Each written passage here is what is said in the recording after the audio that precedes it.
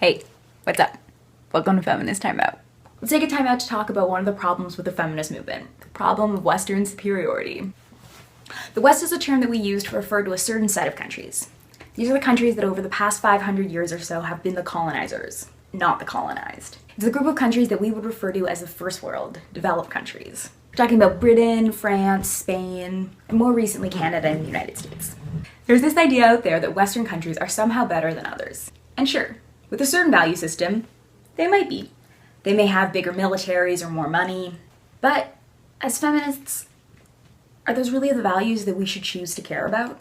Oftentimes there's this idea that in Western countries, life is better for women. This idea that women from the West need to go to other countries and save them. Sometimes Western feminists will reference the plight of women in other countries. Or even there's this overall discussion about how lucky everyone in the US and Canada is. The implication being that anyone who's not in the US or Canada or one of these other developed nations is unlucky. I want to spend some time with this idea that the West is better than all the rest. There's a lot of problems to it. The first problem is it implies that the West is existing in a way that other people should aspire to, which, yeah, we got our problems. Another issue is that it implies that the way that other people are living their lives in non-Western nations are somehow living wrong, are somehow farther back in this line of progress and they just need to catch up. And as feminists, the problem with this idea that the West is the best is it means that when we engage with anything non-Western, we're entering from a location of superiority. It just makes for bad partnership. Think about the last time that somebody was superior with you when you thought they had no right to be. Did you want to keep working with them? I sure as hell didn't. As feminists, we can't go out there and try to decide for other women how they should be living. We need to do that cool thing that feminism has always tried to do, which is question the values that we're told are obvious and straightforward and should be taken for granted. We need to think about the ways that these ideas affect the work that we do and bear meaning on other power structures. And that if we want to do work that is liberatory, that makes more space for people to be in the world how they want to be in the world, then our methods need to be liberatory as well. So let's talk about why the way that we talk matters for the work that we want to do, and let's talk about how we come to know what we think we know. Is it going to be a little confusing? Maybe, but hopefully in a kind of delicious way. Let's start with these two ideas of discourses and ideology. These ideas of discourse and ideology are going to be coming from that good author Stuart Hall. So a discourse is a way of representing things that affects how we're able to engage with that thing. Discourses exist in relation with one another, meaning that they can build on top of each other and also affect the meaning of each other. Discourses are also acted out and produced through use, through engaging with each other, through talking, through putting them into practice. Ideology is very similar to discourses, but a little bit different.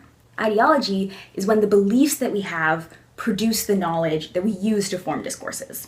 Importantly, ideology always serves the group who produces it. There's probably an exception to that rule, but let's go with it for now. And also, ideologies affect our perception of the truth. Because here's the thing about discourses and ideology. They're not about what's true.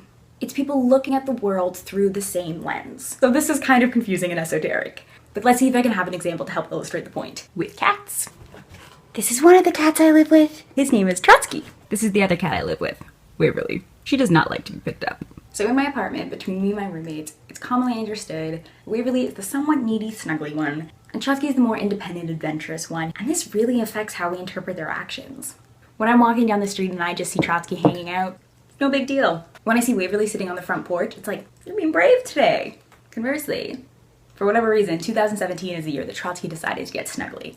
And so for the last few months, he's been coming up to people and really wanting snuggles. And we cannot get enough of this. We think it is the cutest thing that has ever happened. When Waverly comes and sits on us, it's just Waverly being needy. The ideology that's functioning here is me and my roommates believing that we know these cats from having lived with them. And so we can interpret their behaviors as such. The way this benefits us is we think we're pretty good people for cats to hang out with. And the way that this affects our perception of truth is it's entirely based on how we interpret each cat being brave or needy or cute.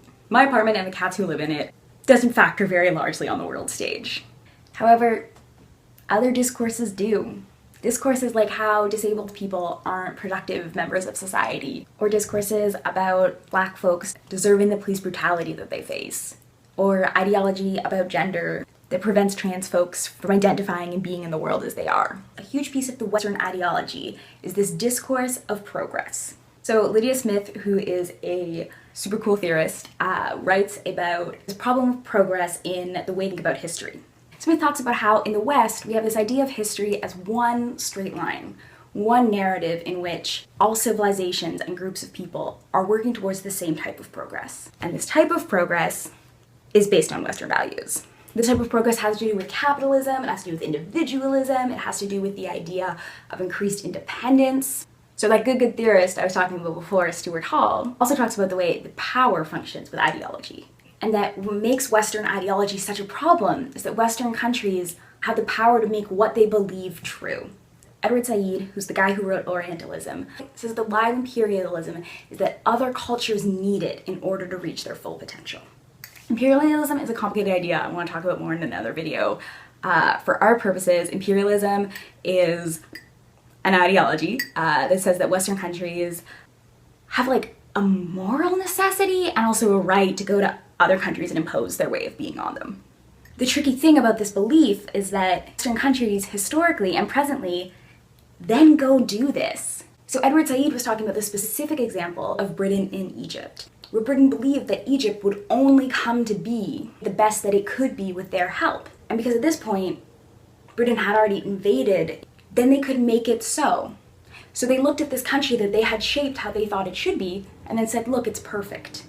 And any resistance to this idea of progress just makes somebody seem backwards.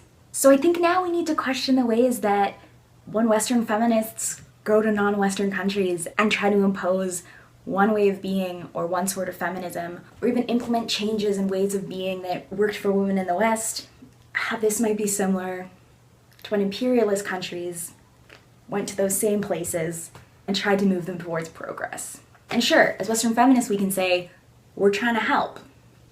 But what's tricky is that's also what imperialist nations say. And sure, we can say it's different because we're not trying to get anything out of it.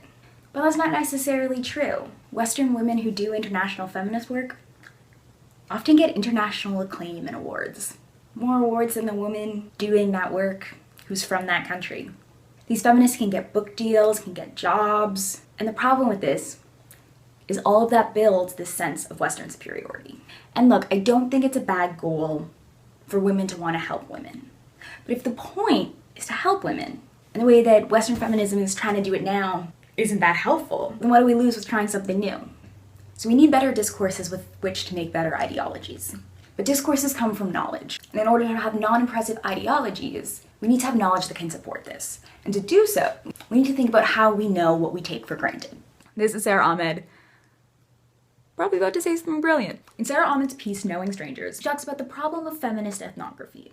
Ethnography being the practice of studying others and trying to make claims based on your findings. So if, for example, an anthropologist came and lived in my apartment for a year, studying the lives of 20-somethings who live with cats, afterwards they could publish an ethnography and make claims about our cultural practices, our values, the way that we live our lives. What Ahmed critiques about feminist ethnography is that there's a clearly delineated community. And this community, which is considered to be familiar, is one who gets to make the knowledge. And those who are considered other or strange are the ones who knowledge is made about. And because of histories of colonization and the way that power is laid out, knowledge production is largely a process in which the West makes knowledge about others, and that knowledge gets reified as true.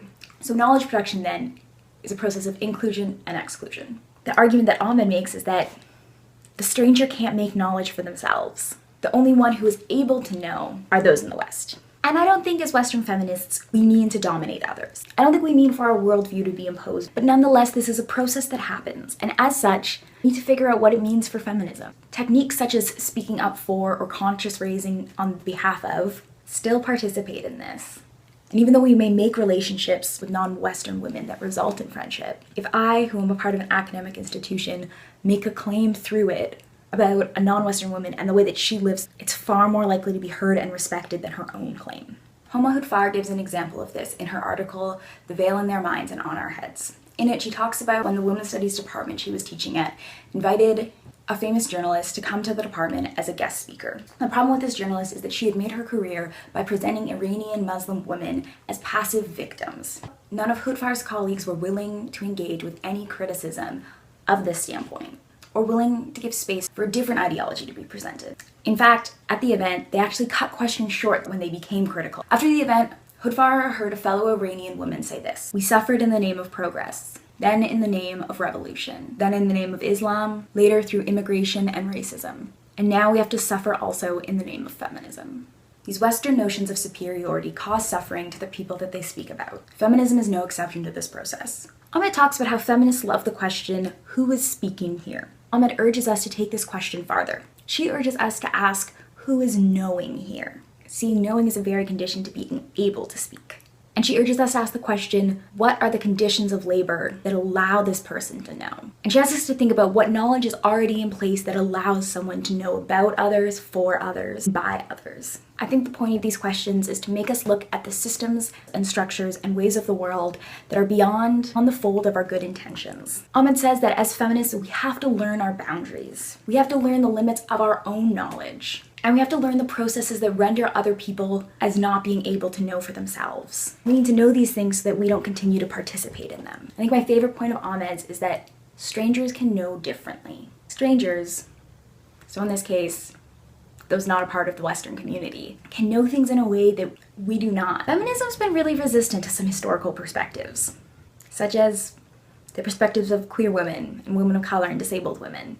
But ultimately, integrating these perspectives, which admittedly is still a major work in progress, has made feminism stronger. It's allowed feminism to be a bigger force against oppressive mechanisms. And so as Western feminists, we need to have a vested interest in this knowledge that is not our own. But because we can't learn it from these women and then present it, because we can't go and study them and then write books about it, because this just continues to contribute to the idea that they can't know for themselves, Ahmed tells us that we have to resist stranger fetishism. Stranger fetishism is the idea that we can know the stranger, that there is knowledge from the stranger that we can take and do things with. Ahmed says we have to resist these ideas because they're a method of domination, and we have to do this for the possibility of knowledge to exist outside of the Western community. And I think this is really cool, but what does it look like?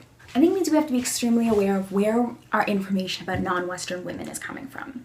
We have to ask these questions that Ahmed asks of us. What are the conditions that allow knowledge to be produced? And we have to engage with those conditions. And important to me, if it's not obvious, is to question the idea that West is best. And maybe even we can look at how to reshape the communities that we're a part of and the processes by which we make and engage with knowledge, so that the knowledge that we don't know can be treated as such, and the person speaking them can be heard.